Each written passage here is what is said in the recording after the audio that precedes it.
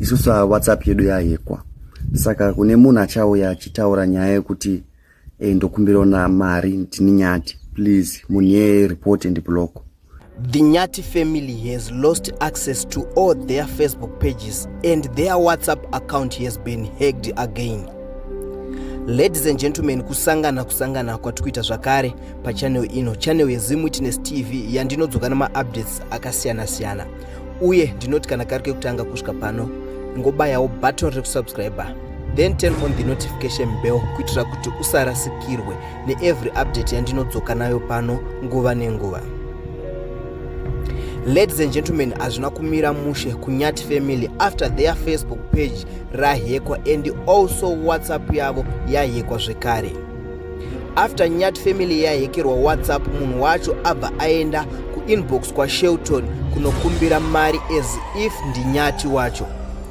But many thanks to Mr. Mo Boys Munetsi vakwanisa kunge vachitaura nemunhu akaheka WhatsApp and Facebook zveNyati family uyo azoti iye anoda 5,000 rand kuti ange achivadzorera zvinhu zvavo, asi kwekutanga kwacho ambenge ataura iye kuti anoda 10,000 rand.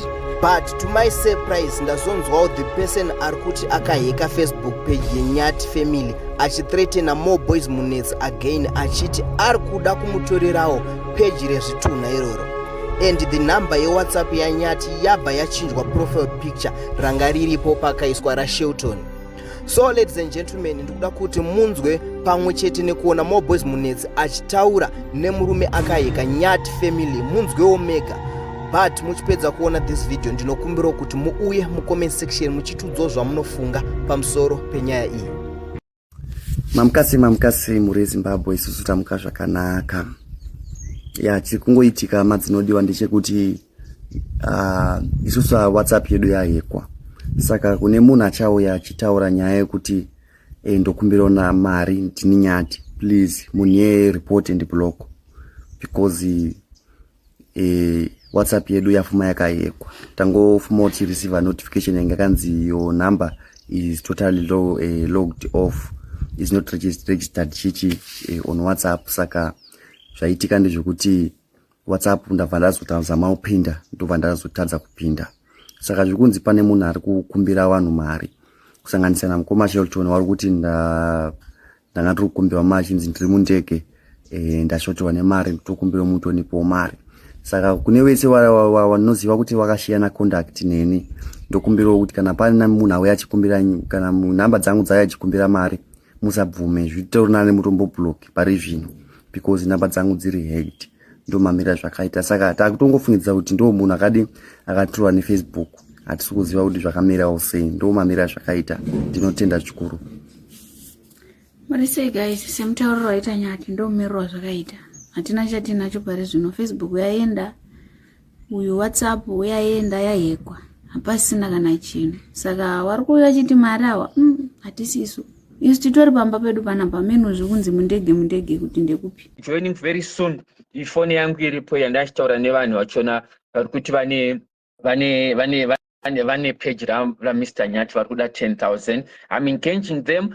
They were honest to me guys pakutanga, and they've made their ransom and their demands. It's now us now to take over kuti how are we going to move forward and trying to assist the Nyati's families and Itika. Tini Zuro pa number yavo pa WhatsApp. After information yanga ichitrenda pa Facebook, ndaona ndategwa video ravo ravaitaura vachiti Facebook page yavo yakaenda. Ndopa ndakatanga kutaura navo.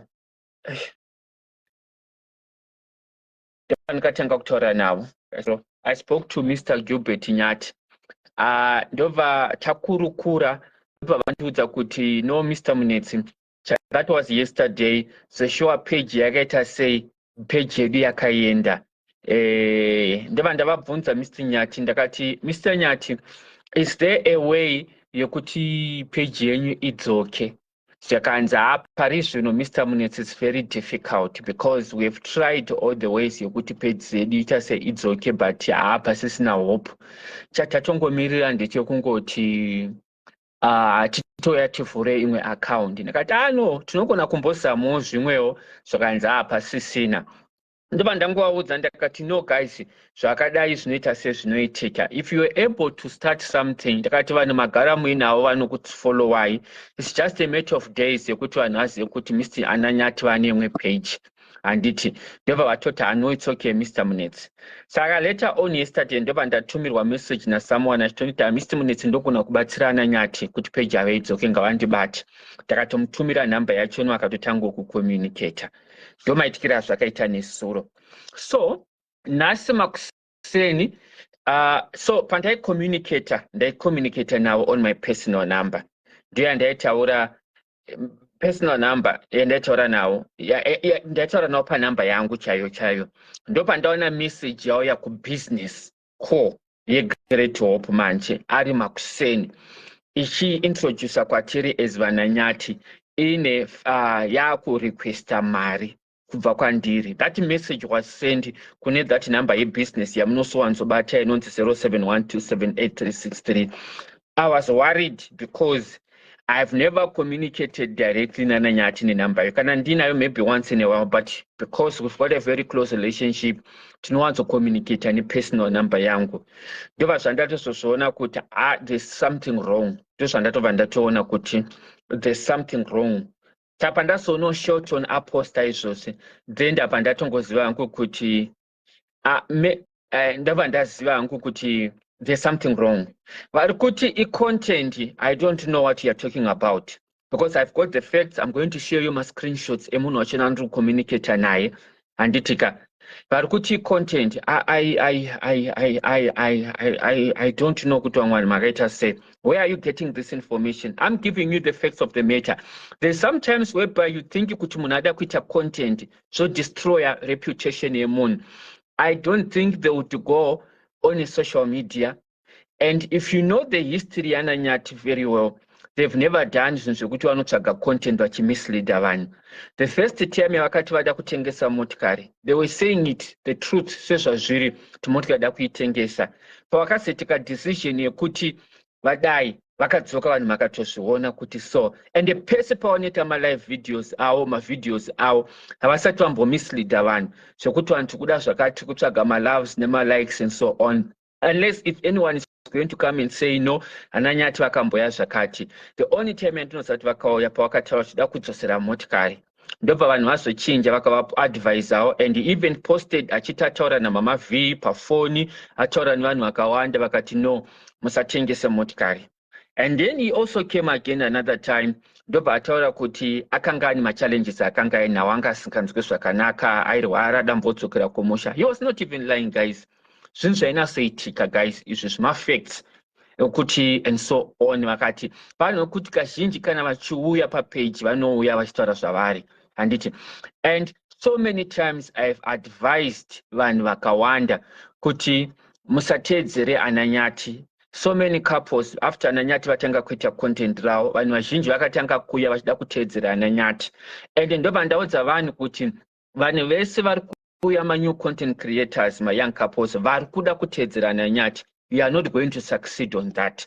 No matter makaita sei, because Nyati akasiyana nevamwe vanhu vese, vakaratidza the experience life yavairarama nguva iyoyo. Ndo zvakabata vanhu kuti uchigara munkuku, uchigara musheki, muchita sei, vaingoshare mavideos avo. And kana makatarisa original videos avaishare Ananyati nemudzimai wake pavaibuda vachita sei, vachiri kugara vachita sei, vakanga vasati vakutomboziva kuti paine inonzi Facebook monetization. Ndosaka makazoona paya vakaenda kuCape Town vakandotenda baba walokadia, vakati ndo vakatozovabatsira. Vanhu vaingoshare maexperiences avaita muupenyu, kurarama kwaita Ananyati nemudzimai wake. Ndo zvakabata vanhu vazhinji. So if you are going to miss that mark, you ended up wakuda kutanga content rako uchida kuita saAnanyati muchita sei, vanhu vanongozviignore. But chakabata vanhu inyekuti Lati nemudzimai wake, they were not able, they were vairarama life yavo, vairatidza vanhu machallenges avakanga vachita vachirarama. But at that time yange isiri content. Those zvakabata vanhu vazhinji kuti these people, this young couple, Saka monetization yakatozoya papai, guys. So if you are going to say no, so my advice to them yesterday was munamo mupenyu, you were able to raise up. So my challenges amuri kusangana nawaya, you are able to overcome. Ndo mataura atakateta nawo na Nyati nemudzimai wake Nezuro. And yataura naNyati anditika. So the truth of the matter, guys, ndezvekuti yes, page ravo rakaenda anditi. So nhasi ndo pandachisona message. Ndikumbiro phone yangu. Okay. Then I started communicating with this guy. I'm gonna share the screenshot. Kuna wangu achiti mipuru kunyepa and so on. Where is this guy? Ish. Nchashare my screenshots. Ndazotanga kutaura naye. Ndakapedza kutaura naNyati Nezuro. Ndo pandakataura na Mr. Nyati. Cherere audio. Okay, let me try kumbata ndizoti anokwanisa kundibatsira zvakadini. Ndiani zita rake? Anonzani?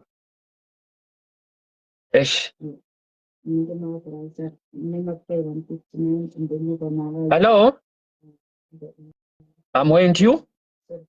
I just need to know if you are in or you are not, because you know what? Soon I'm going to deactivate this account, so you won't be able to get hold of me. You understand? After some minutes, so I wanna know if you are on or you are not.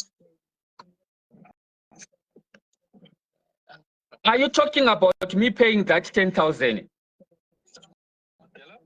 You are talking about me paying that 10,000 for the card to be back? Yes. So you are saying that if we pay 10,000 rand, they are able to get their page? Yes, definitely. Actually, I'm the one who is looking at the page and the WhatsApp number. This WhatsApp, the reason why I'm calling you the WhatsApp number is the assurance that you know that I'm the one who hacked the page. Okay, but you can talk, but the 10,000 is too much. Is it possible maybe if we can negotiate that 10,000? How much do you have now? Because this WhatsApp I'm getting, you know, like I get it like now. I'm the one who hacked the WhatsApp. Yes. I'm getting a lot of messages. They are coming through new numbers on WhatsApp. I don't know who posted this number on their Facebook. You understand? So I'm getting, there are high volumes of messages getting right now in my account. So like now, this WhatsApp anytime soon is gonna be closed. So if this WhatsApp is closed, there's no way that you can get hold of me, because that page I changed everything there. They won't be able to get it back. So are you saying that it's a WhatsApp number in the Facebook page? You are the one who is in control? Yes, I'm the one. I'm the one. That's why I'm calling you with their number, so that you can. I think this is Nyati's number, so that you can verify in this Nyati's number. Yes, I understand. It's okay. Don't worry, my brother. Don't run to deactivate it. Yes. Always listen. Oro, if I can prove you want me to prove, can I send on their WhatsApp, Facebook page right now, so that you be sure that I'm the one. You know what? I believe that you are the one who's in control, because you are calling me direct with their number. That evidence is enough. That evidence is enough. I'm not doubting you. Trust me. I'm not doubting you. But before you deactivate, I'm just asking you, is there another way that you can also help them on their Facebook page to be back? The only way I told you, I just want man. I'm the one who took the thing. I just want man. So if you think that 10,000 is mine, how much are you willing to pay? Okay, you know what I'm trying to do is that zvandikuda kuzama kuita apa ndezvekuti ndikuda kuzama kuti ndivabate ivo vefamily yachona handitika muri kunzwa here, then to arrange a payment yachona, musamhanye kudeactivate. If you can remember, tatanga kutaura manje manje tatanga kutaura manje manje. If you can just allow me kuti ndizame kuvabata, ndikusama kufonera kutsvaga nhamba yamai vachona neyababa vachona, kune vanhu vekumpumalanga vaigara navo. Let me send you the number. Everything in this phone right now. Let me send you. Just tell me the. Yeah, depend number yababa Nyati, yababa vachona neyamai vachona. Ndokwanisa kumubata, then we can make a plan.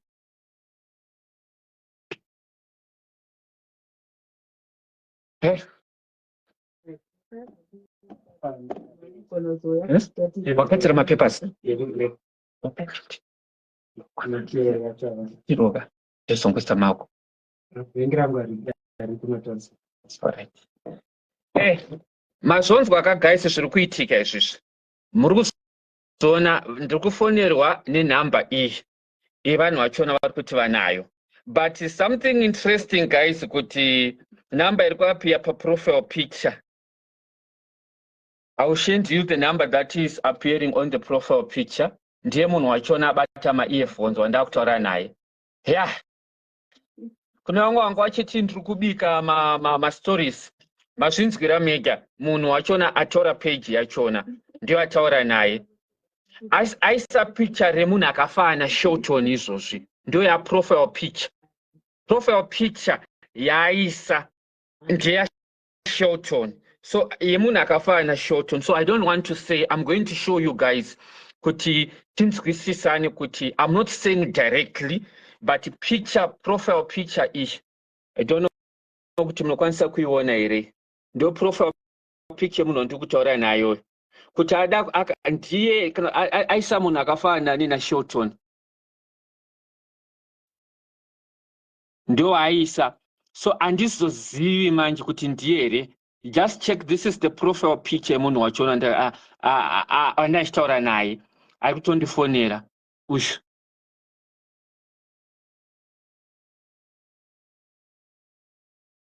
So andizozivi, I wouldn't want to say kuti ndangotaura kuti profile picture ishi. Ndio yapo, ndiye munhu ari kutondifonera uyu.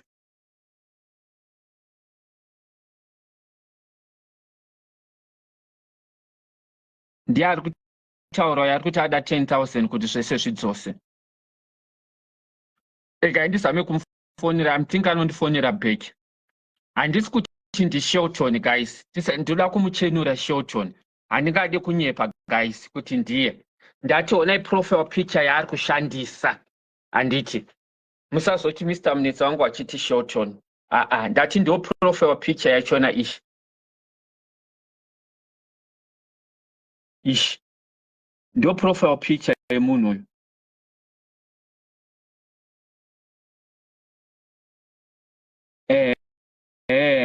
Ndiye munhu wachona angoisa profile iyi.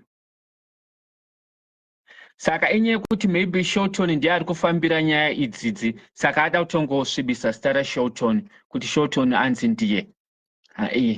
But ndio picture yaiswa iyi. Maybe atatongomuwachisawo because ndiye anga achizamawo kuedza kubatsirawo. Handiti.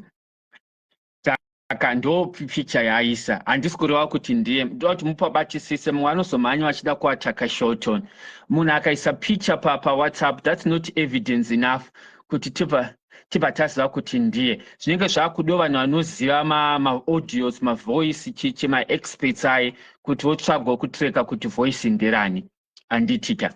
Saka ndo patikamira. Regai nditiraye kubata Nyati wachona because atari kunditumira. Ndatumirwa Nyati number dzefamily yekwanyati direct. Ndivaudzi vabereki vachona kuti vanhu vaheka vari kuda 10,000. Ndapiwa number yachona izvozvi. Ndonoti tokwanisa kubata here the Nyatis. Ina phone number yamama vaNyati. Ndaiskurira.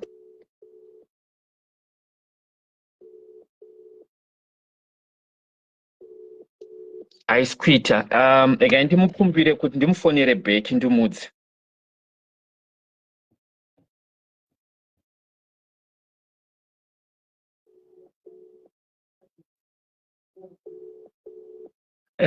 Kuchikisa izvozvi. Hello? Hello, boys. Yeah, I've got the number. You gave me the number yamai vaNyati handitika. Saka ndiri kuzama iskuita through. Mukwanise kucheka mufoni memory number yababa vachona kana number yemukadzi waNyati. Okay, let me give you this number. I think this guy will help you. He seems he's clever. Let me just give you his number. Then you contact the guy. Which guy? Oh, vari vese kumusha handiti. They are together handiti. Let me just give you the number. All right. So you were saying your last offer imari in terms. I don't know. You tell me. Because now I'm feeling also for them, you understand? So I just want to give them back, but I'm not just going to give them back like that because I spend a lot of money to have this stage. You know, it costs a lot of money to conduct Meta people and stuff like that. Yeah, I was using money, so I just want my money back. The money that I spent is 5,000. You spend 5,000 rands to be able to hack this, to be able to hack it. Yes. All right. So let me try another number. I'm going to tell Sure. All right. Ari kutaura kuti hanzi ndakaspenda more than 5,000 kuheka maaccounts anyati, both the WhatsApp and the Facebook page. Saka ari kuti offer yaari kubvunza ari kuti ada 10,000 rand.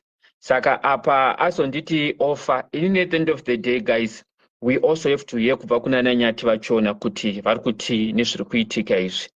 Anditi kamanzwa munhu anga achifonawo ari kutaurawo zvekuti hanzi akaspenda mari, saka ari kubvunza kuti vada kutipawo mari and so on. Saka handizozivi kuti chii chiri kuitika, saka ndamuti nditumire nhamba, saka ati ari kundipa nhamba yabamukuru. We are trying to get hold of Mr. Nyati direct.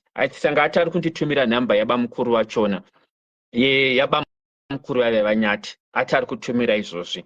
Then kana anditumira ndichataura naGilbert Nyati ndomuedha kana kuti tokwanisa kuita conference call oedhwa muchizvinzwirawo kuti zviri kutaurwawo nevakomana ava zvakamira sei.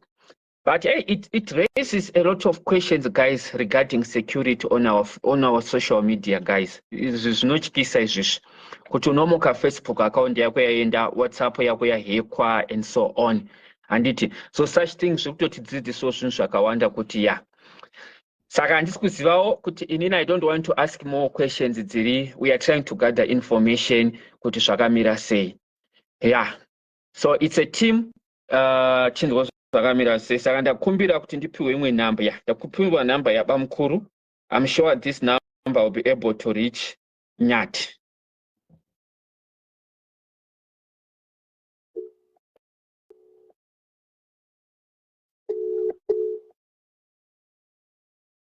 Hello? Hello, Emma. Makadi mkoma. Bamukuru muri sei? Right. All right. Muri ku Zimbabwe kanditi? No. Ndiri kuno SA. Oh, ndiri kutry kubata Nyati Gilbert. WhatsApp yake yahekwa. Saka vanhu vaheka page yake ndikutaura nawo, wanga vari palive izvozvo vachitotaura kutoti ndo ane page yaNyati, ndo akaheka Facebook, ndo akaheka WhatsApp. Saka ndada kuti ndiconnect naNyati ndimuudze ndotoa paFacebook live, because ndatanga kutumirwa mascreenshots vakomana vachiti tisi tine page raNyati WhatsApp neFacebook, so tiri kuda mari. Ndatobva kumufonerawo futi munhu wacho izvizvi ndo zvavari kutaura zvechikwadi. So ndikupe idzi kuti muwafonere izvizvi muwabatidza panhamba dzamaNyati, munokwanisa kutaura navo paWhatsApp. Ndokwanisa kuwabata panhamba yaManyati. But alright, pamataura nevakomana vakudzere kuti wai vakaheka mapage achona, kunzero ndechei? No, hanina ava tinotombotaura nguva refu, vanotomboda kutsanangura zvese izvozvo. Alright, it's okay. Chinditumirawo nhamba yaNyati yamaiNyati, then nditaure nawo. Okay, mira ndikusendere. Alright.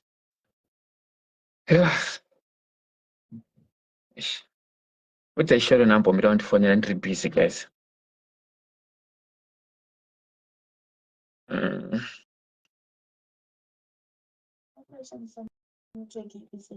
It's for the com. Thank you for the com. Guys, I'm just waiting for number ya Nyati wachona.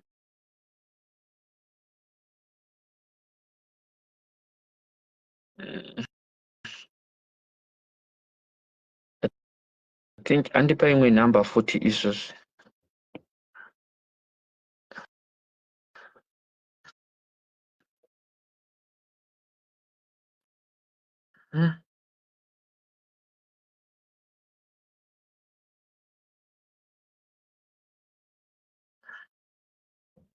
Guys, I'm trying to get hold of Nyati. Ndimuudze, ndida kumuudza Nyati, hanzi anokwanisa kuwanika panhamba yamaiNyati ari live. So I just want to explain to him, and then he's gonna give us the way forward. Kuti zofamba sei. I think takataura naye Mbune zvinotibatsira, then ndodzova kumana vachona kuti ndozvataurwa naNyati and so on. Just a second, be patient. Yeah. Guys, kana mhepo dzada kungokusumukira dzinongofuma dzakasimuka guys, usingatombotarisira kuti zvakadai zvinoitika.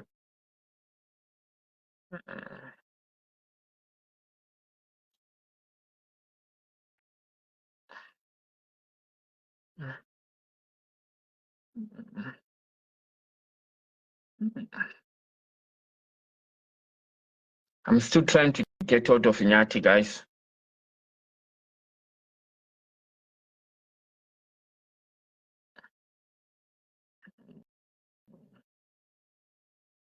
Unotoona asisina matyikira ka. Anja tiringodai mari chete. Vanhu asisina matyikira. Yeah, ndizame.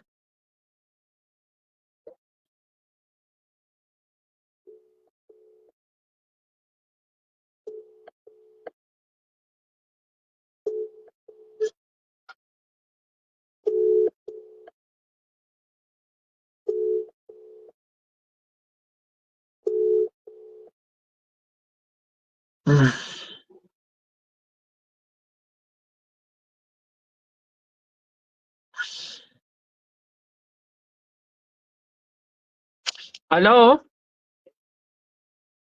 Hey, Mr. Nyati. Zviri sei Mr. Nyati?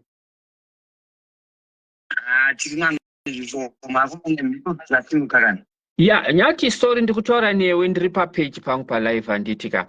Tine vakomana vatifonera, vanhu vatombonzwa vachitaura manje vachiti ndo vaheka Facebook page yenyu, ndo vari kuti ndichakutumira futi mascreenshots ese mugwaona. Vachiti ndo vaheka WhatsApp yenyu. Saka pandataura navo pafoni, vari kuti tinokwanisa kudzosa Facebook page yenyu. Ndotova nenhamba, vari kufona nenhamba yenyu. Yenyu nhamba ndiyo vari kushandisa izvozvi, ende vanhu ava kubva makuseni vanga vachitumira vanhu vakawanda mamessages ekukumbira mari, because vatombonditumira kubusiness account.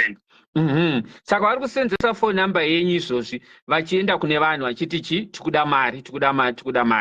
Saka ndazotaura navo vakomana vachona izvozvi, ndataura navo. Zvekuti dai mamunhu maikwanisa kuenda paFacebook page pangu maitonzwa audio yacho, but dai maikwanisa kundifonera neimwe page maitonzwa. Ndikutaura navo vari kuti tinokwanisa kudzosa Facebook page yenyu, tokwanisa kudzosa WhatsApp yenyu, tiri kuda 10,000 rand. Alright. Yes, ndio vantu vangu emi mazoziva nguva. Okay, chekutanga mazoziva sei kuti WhatsApp yenyu yahekwa? Ndangofuma makuseni ichitaura kuti your WhatsApp number is no longer registered. Uyanze on WhatsApp chichi. Yes. Saka ndo zvaitika, saka ndangoti maybe kungoisawo mamessage chega ndibopinda muWhatsApp, ndoona kuti nditi agree and continue zvitoreva kuti WhatsApp yangu papasisina. Number yatorwa. Number yatorwa. Yeah, because I don't know what exactly happened, because ndazovabvunza ndakati 10,000 yachona muda kuitumirwa sei, so kanzi itumirei panhamba yenyu, so which means they are in besides the WhatsApp they are also in control of your SIM card. Like vari kuti because ndabvunza kuti mari inotumirwa sei, so kanzi munongoisa pa-e-wallet panhamba E, which means they are also in control of your SIM card and so on. Right. Yeah. Saka chinchandinoda kunzwisisa futi, do you think kuti vane zvekuita neFacebook na kuti ndeve WhatsApp chete? Ini ndinganyipa papo I don't know, because chakatanga chaenda nditi iFacebook. Yeah. Ndini WhatsApp ndo yazoenda today, saka inini ndakungofungidzirawo kususpectawo kuti maybe ndo zvakaita kuti Facebook yedu munongozivawo kuti vakomana vanohekawa vanomwisa message yekuti unogona kufunga kuti Facebook ndo yadaro, but Facebook sometimes haingazosviki pakuti yobvisa video yobva yatobvisa neFacebook page yacho. Inotobvisa monetization, not kubvisa Facebook page yachona. Yeah. And that's why it is. Pandakakutumira screenshot kuti kazhinji kana Facebook ichitobviswa inobviswa zvachose, but makatarisa dzongwa yenyu ichiri kuoneka but imi hamukwanisi kuiona. And considering kuti page yenyu ine almost 1.7 million, there is no way kuti vanobva vangoita. I think they could have just given you some options yekubvisa monetization rather than to remove the page completely. Ichocho ndicho chokwadi, ndo pakatondikatyamadzawo kuti saka vanozobvisa neFacebook page yacho sei, asi inini Facebook page yacho ndotoona manotification anotopinda, especially anotopinda manotification, but kuti uone kuti ari kupinda sei zvese haukwanisi, even kana kutoona mamwe mavidhos evamwe vanhu, even kutoona ati live yenyamu kuti muri kupa live hatitokwanisi because Facebook pedu haisitombori active. Tinototi kana taonawo zveFacebook tinotopindawo pafoni yemumwe munhu. Redu mafoni apinda hatitozivi kuti chii kutoitika zvese like that. Yeah. So ava vakomana vari kutaura kuti varuda 10,000 rands kuti Facebook page yenyu WhatsApp idzoke. Do you really trust them sekono kwako kana kuti anogona ari matsotsi ada kutongodyawo mari apa vada kuita advantage kana kuti vanhu vane zvavakanangawo zvavada kutongoitawo? Unozati apa panyaya ini ndakutongodi munhu anondibatsira guidance neruzivo rwakanyatsa kukwana. Yeah. Vazhinji vari kutaura kuti hanzi imimi magara mune vanhu vanokufollowai, hanzi madi kungotanga mangovhura rimwe page then mongointrodusa zvinoswera zvazara kuvanhu vese kuti ana Nyati vakavhura rimwe page. Hamusi vanhu vatsva mubusiness. It's just a matter yekuti tiri kuZimbabwe hatikwanisi kuvhura ngini page tiri kuZimbabwe because tikavhura tirino kuZimbabwe monetization inozonetsa kuuya, saka zvinoda tigare active muSouth Africa. Saka isusu tata kutoronga kuti tichikwire tichitouya then tozotangira ipapo toona kuti tingaitawo sei. Yeah, I think imimi kuti muende kuZimbabwe mune zvamakafambira zvamuda kugadzirisa nditi. So it's a matter kuti zvamakafambira makapedza mobva madzoka nditi. Yeah, zvatakafambira I think I are almost done. Mapadhuze. All right. I think taisa live ikuti vanhu vazive because number yenyu iri kusenzeswa vanhu vachikumbira mari. Saka vanhu vazhinji live ino yachaita iri kutobatsira kuti vanhu vabva vaziva kuti no at the moment vanhu vari kukumbira mari papage penyu paWhatsApp vachitumirai mari and so on. Hamusiri mavatuma handiti. Is that correct? Yeah, ichokwadi munhamba idzodzo mune nhamba dzemabhrendi makuru aita ishandira ende zvakuti ndakutongoti dai watokwanisa kutonzwisisa kuti handini ndenge ndichizviita zvinhu izvozvo izvi. Handitika. All right. So ava vakomana ava vemari because after this likaendesai kwaEdha ndione kuti ndikwanisa kuona vere. Just hold on, munhu ane page yenyu. Just hold on. Right. Mirai ndimedze ndimuedhe mutaure naye. Okay. Yeah, ndimuedhe tiite conference call. Munzwe chaizvo ndiye munhu ane nhamba yenyu ndamuedha izvozvo.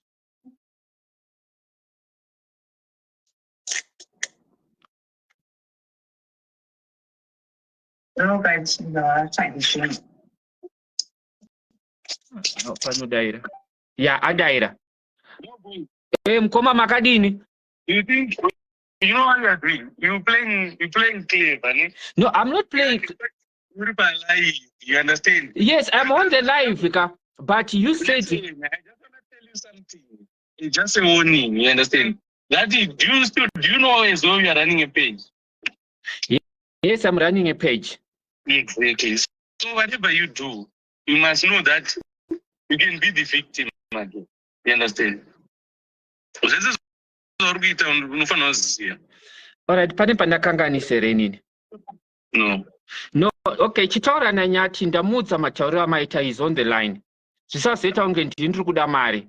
You can just speak to him now. Nyati. Yes. Vakomana vane page ndo vari pafoni izvozvo ndikutaura nawo. Vari kutaura kuti vanokwanisa kukubatsira kuti page yako idzoke, WhatsApp yako idzoke. But vari kuti vari kuda 10,000 rand. Taura nawo.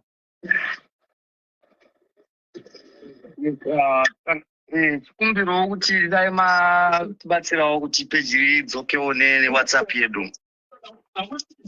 Ndataura inini chandazotaura chekupedzisira ndati zvonizvo mari yandakaspenda i5,000 aunzwira tsidza nditi because vanhu vavanituma kuita izvozvozvo vanhu vekuziya saka ndakuzokunzwirawo tsidza uiti vanhu vaya we had a certain amount yatatoita sei tawirirana kuti vanhu vaya vachandipa mari yandakakutorera page neWhatsApp everything you understand. So vanhu vaya havasi kundipa mari vakuda kuti kunge vakangwara because ndakutorerawo vanhu vamwe vati vachandipa mari so mari yavanhu vandipa ini ndakukunzwira tsitsi already kutora page I spent almost 5,000 so ndo mari yandangoda back mari then I'll give you even if you go and check everything even your page you know not number iripo haisisiriyo number yawajaira iyoyo I changed everything you won't get even access yekupinda page by way if uchida unocheka unoona saka mamukura zvemari mukoma.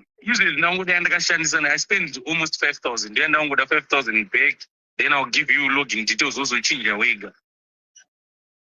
Saka how can I send it to you that money? Send a e-wallet pa number yako yoyo. E-wallet manje aisendeke ndiri kumusha manje asendiri kuya iko kumangwana. Ukishabu unonibata wasvika. But inino wangu wakuda kweni ndaona indada kuti musangane naNyata nditika ndozvandaita. But iwewe mubwezi kana tichitaura sevarumika unondudza kuti ndakutora newe ndikurecord. Aiwa ndandiri palive pamandifonera ndandiri palive chekai kuti live yangu yatanga nguwai. Ndizive kuti wakuenda palive neinformation yandikukupa so that I know. Someone wandinaye panapa titori muoffice akuti unodo no mubwezi ari palive necall yako ona so zvatisina kubirana handizvidi izvozvo. Alright. Pakanga ndisvika ipapo. Iwe ninati yeah. No ndapanibhadhara kuti ndivaite zvezvi munhu wavo ameno wakatadzirana naye Nyati vaandifonera kati my brother nditarirewo Nyati kuti mumbotora page rake because ameno zvavanga watadzirana ndokupai mari yakati vandati okay it's fine munhu yaya mari haachandipi you understand apa inena spenda mari kuti nditore page. I want to know I want to know something. Page iri kuenda rakaenda because of video here kana kuti ndimi mama tora. No, ndikukuudza vanhu kuti page pane munhu akatotudza kuti titore page akapromisa certain amount kuti achatipa mari then the person has kutipa mari. Topanzwisisa. Yeah, there's nothing wrong zvawakaita paFacebook pako but isusu ndauda kutora page remunhu tokusendera just know that toita zvinhu zvekuti titore page. Ndopanzwisisa. So iwe ndibati mangwana wasvika. Alright, iyo chinzwa nditika antiyo namba yaNyati tunayo yareflecta kwauri then inini ndiripo futi mangwana nditika then tinogona kuzama kubatsirana. Yeah, you know what I'm gonna do? I'm gonna send Nyati another number because someone already reported this number. So anytime soon they're going to block this number. You know it means. Yeah, this also. Yeah.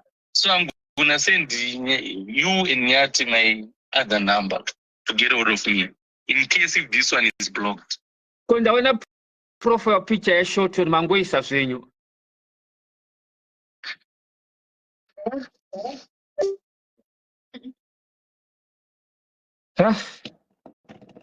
Mashinskira ada kutoro rangu rezvito na page. Ini nangu ave ndizivo guys pane pandakanganisawo vakuti vada kutoro rangu page but ini nangu handachana kwanza. Let's see how this thing is going to go kuti tichasvika kupi nenyaya yachona. Mangozvinzwiro zviri kutaurawo guys kuti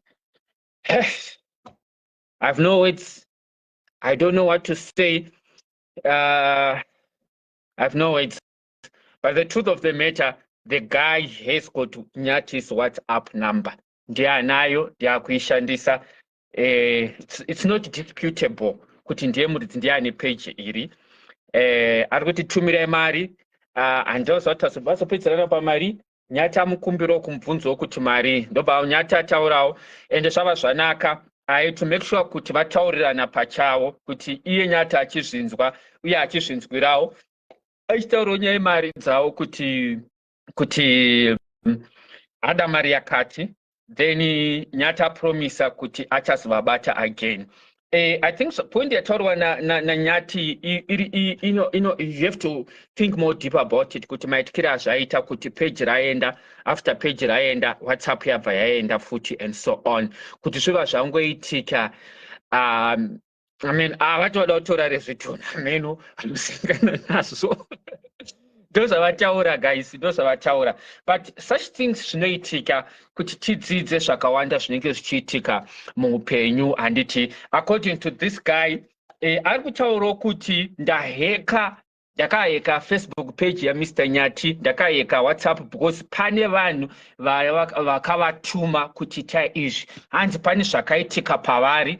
It's the indication in there kuti maybe Nyati anowa something. Hanzi pane zvakaitika meno ndo matauro aita, mabudiro azvaita. Saka based on that vakabva haya ivava kuti mukomana uyu anofanira kuita zvakati zvakati. Saka ari kutaura kuti Nyati haana chandika chaakanditadzira pachangu, but ishiripo ndeyekuti ane mari yaakaspenda achita zvaaita. Saka iye chaari kungoda imari yake yaakashandisa. Saka ari kuti mari yaanoda i5,000. If they can get the 5,000, they can get back their WhatsApp number, they can get back their Facebook page. Ndo mataura ari kuita. Ataura kuti hanzi Nyati enda undotarisa papage pako kuti namba iyi ichiripo here kana kuti pane imwe namba yaiswa. Hanzi tachinja namba. Ndo mataura anga achita. So yeah, ayo guys, and more boys who are not really, guys, but we are living in South Africa whereby anything can happen to you. You don't pride. I'm untouchable, guys. As long as you're in South Africa, anything can happen to you, and you have to know say and so on. And so yeah, so it has been confirmed kuti WhatsApp vanaheka WhatsApp vataura vega masvinzwa mukomana achitaurira ega. Pekutanga atada 10,000 ndobva azochinja akati akuda 5,000 akati ndio mari, and vaagreeya kuti Mr Nyati, Mr Gilbert vachamufonera mangwana, but ari kuti hanzi namba iyi yaripotwa kakawanda, namba inogona kuenda. Saka ati achatitumira imwe namba yaanenge akwanisa kubatika nayo. This is where we are standing at the moment. It's said kuti ataura kuti Nyati unochoka kanganisa, but inini pane vanhu vakandituma kuti ndite zvakati. Lastly, I asked him the question. I think that was also very important kuti ndaona profile yane number ya Shelton waiwana kupichi abango drop a phone, but that not been very very important. But let's see kuti mangwana vichafamba sei. I'll be in touch with these guys kuti tone kuti tinobatsirana sei. I'm just reading my comment sections enyu varikungoyo zvakasiyana and vamwe vanhu vane ma views akangosiyana nenyaya yachona. I'm also reading the comment section iri kungotaura zvakasiyana. Yeah, ndopatasvika. Vari kuti sim swap, please. It's not as easy as that, just making a SIM swap, because Nyati is in Zimbabwe, guys. For him to do a SIM swap, he has to come here in South Africa, he has to present his ID, he has to present his proof of address. Is that so? Those are requirements, and you can't just do a SIM swap when you're in Zimbabwe, like now. So the only solution is for him to come this side, South Africa. But Kuti content, I don't know what you are talking about, but kana vainge vachitaura naNyati muchinzwa kuti zviri kufamba sei, handizoziviwo hangu, but I don't know, to be honest.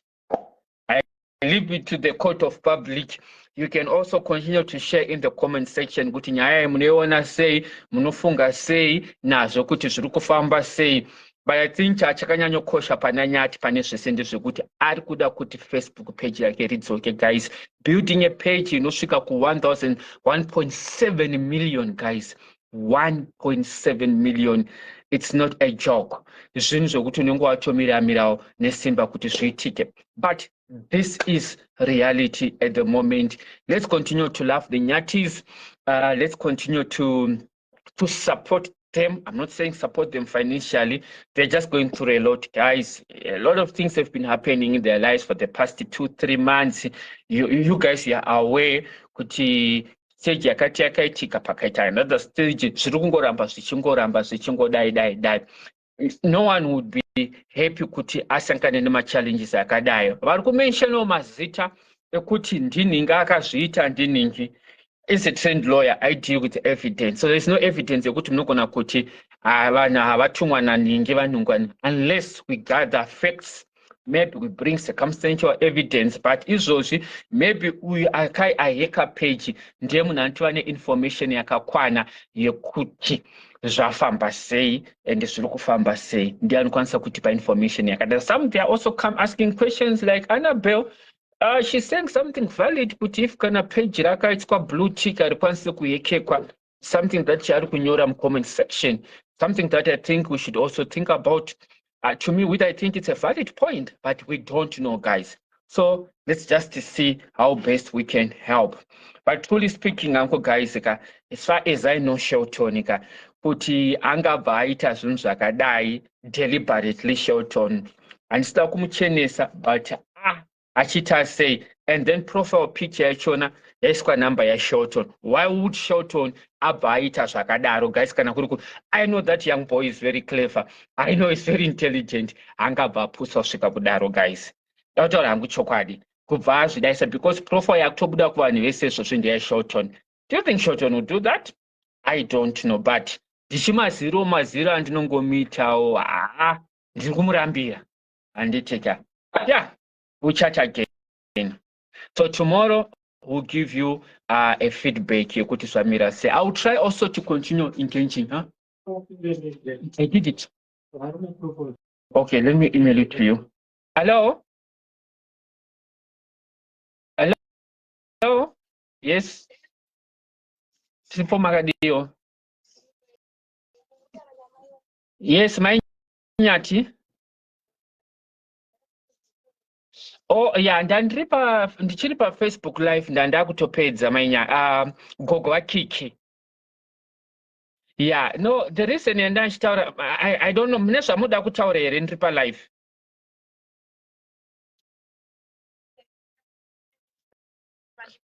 No, yeah, no, guys, ndikutaura nambuya wakiki. The reason ndachitokubafonera ndekuti foni yanyati yanga ichitumira messages kuvanhu yahekwa. Saka ndazokwanisa kutaura nevanhu vachona vaheka foni yake. Ndazovaisa paconference call, munhu ari kushandisa phone number yemwana wenyu yaGilbert. Saka vataura vese manje ari kuti okay, munhu wachona ari kuti ndiye akaheka Facebook page, ndiye aheka WhatsApp account. Saka iye ari kuti Facebook page idzoke neWhatsApp idzoke ari kuda 10,000 rands. Mbuya kiki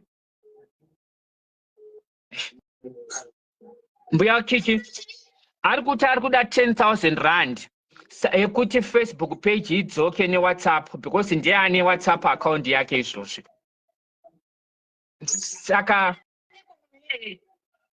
aramba kutaura zita rake, because tazoita conference call ndakamuedha iye ndakaedha Nyati again vari pafoni. Aramba kutaura zita rake, aramba kutaura zita rake, but iye zvaataura ndezvekuti kune vanhu vakamubhadhara kuti page idzoke itorwe nekuti WhatsApp itorwe. Saka pakupedzisira azongoataura kuti ndichipinde pai 5,000 rands, then Facebook page yenyu inodzoka, WhatsApp yenyu inodzoka. But aramba haana kutaura zita rake. Aiwa, if makazoenda paFacebook page yangu handitika makazoteerera, atotaura vanhu vachitozvinzwa, ataura kuti ndine vanhu vakandituma, hanzi pane zvakaitika, saka pakati paNyati nevanhu vachona. Saka adaro manje ndobva vanditi tora page, tora neWhatsApp. Saka iye azenge ati haana kubhadharwa nevanhu vachona mari yachona. Saka ari kuti azotaura kuti ndiite zvandakaita izvi ndinoda 5,000, chindipai 5,000 yandakaspenda. Saka Nyati amubvunza akati mari iyi ndinokupa sei, zvanzitumirei panhamba inei. Then Nyati ndobva amuudza kuti ndiri kuZimbabwe, patitozotaura mangwana, ndomapedzisira ataita. But zvamuri kutaura zvekuti munhu wekuziva ichokwadi. handisi kuzotoakuwa waipa mwana wangu chaakatadza ndochishaya kuti akatadzei. Haana nguva yekutukana nemunhu, haana nguva yekutaura nemunhu zvakaipa. Ndofunga munongozvidzidzira imi. Saka chii chawakuvawarira vanhu? Zvinotonetsa manje kuti unzwisise nyaya zvinhu zvasina zvinoto, but iye angotaura kuti vanhu vekuziva, saka hatizoziviwo kuti ndanani vakazvikonzeresa. Zvakanaka maita basi regai titsvage munhu iye tichamubata. Ndichazokuudzai kuti munhu iye tamubata. But sandongokumbiro titomutsvage nenzira dzisina kunaka naye. Handiti ari kuzviita akangwara, because munhu ukadaro wakutitumawo kuti nesuwo titsvagewo zvakaipa, because tenge tisiri vanhu vanozvigona zvinhu zvakadaro. Asi kana ukatuma nemunhu unozvishanda, zichange chikutuma. Takatanga kushaya peji rake China, saka isi taifunga kuti pamwe aposta zvinhu zvisingabvumirwi. Tikaisa mameseji tikati peji tichitadzoka, tukaona ngozi after 24 hours after chika peji hasi kudzoka. Takati asi handina chandaisa chakashata, handina kusazvinyadzi papeji rangu. Taitoshaya kuti chii, asi inini mweya kuti peji raHekwa ndakatombozvifunga.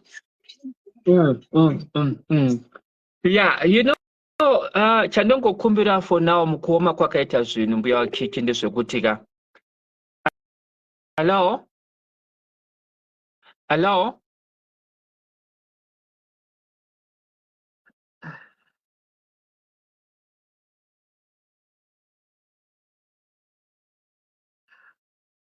Nimbuya waKiki wangu wachingotaurawo guys. It's heartbreaking.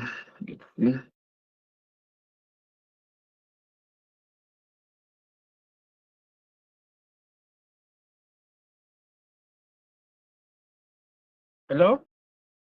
Yeah.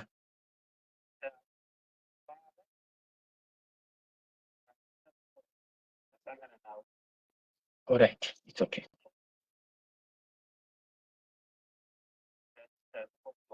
Yeah, manya do sota. Yeah, guys, ndasataura na mbuya vaKiki. I think mangonzo vomataura vari kungoitawo kuti it's not right zvakangoitikawo. Handi tinomubata. Zvimwe zvinhu munosisimudzirawo mhepo mega. So let's just wait and see kuti mangwana achona zvinofamba sei. Then we'll take it from there. Kona kuti is there anything that can be done? Since tangomerwa kuti mukomana wachona ati kana phone yaripotwa achanga neimwe number, then we'll definitely see kuti zvichafamba sei. Guys, vangu vachiteerera live inei, as I said to you kuti haisi live yekutsvaga yekuti munhu muti munetapinda palive izvozvo ari kutsvaga vanhu, ari kutsvaga ma-followers and so on. That's not something that is very serious, something that can also happen to any one of us. And I know you guys, you love the Nyatis, you've been standing for them and so on. Chiko chango itikawo anditi matsonzi kavakutaura kuti anditogona kutora rezvituna amatora rezvituna ameno vanopota vachongokufonerewo vanhu vachiti tafirwa. Saka vakomana tinogona kutora renyu, kana mada kutora rezvituna munongotorawo vakomana. Ina handina mhosva nemunhu, mandifonera ndiri palive pangu ndichitongozamuwo kuti ndobatsira.